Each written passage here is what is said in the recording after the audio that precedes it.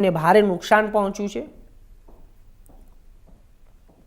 તો આ સાથે વાત કરીશું આગળ મહીસાગર જિલ્લામાં હવામાન વિભાગ અને નિષ્ણાંતોની આગાહી મુજબ કમોસમી વરસાદ શરૂ થયો છે। તો ગઈકાલ બપોર બાદ છૂટાછવાયા વિસ્તારમાં વરસાદી ઝાપટા પડ્યા હતા।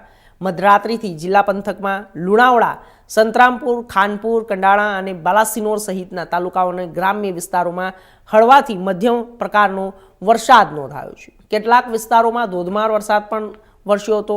કમોસમી વરસાદને કારણે ખેતીના પાકોને નુકસાન થવાની ભીતિ સેવાઈ રહી છે। આ પગલે ખેડૂતોમાં ચિંતા વ્યાપી છે।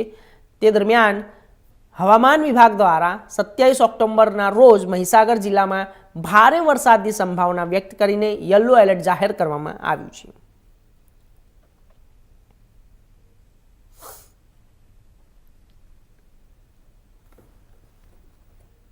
બનાસકાંઠાની અંદર વાત કરીએ તો જ્યારે પાલનપુર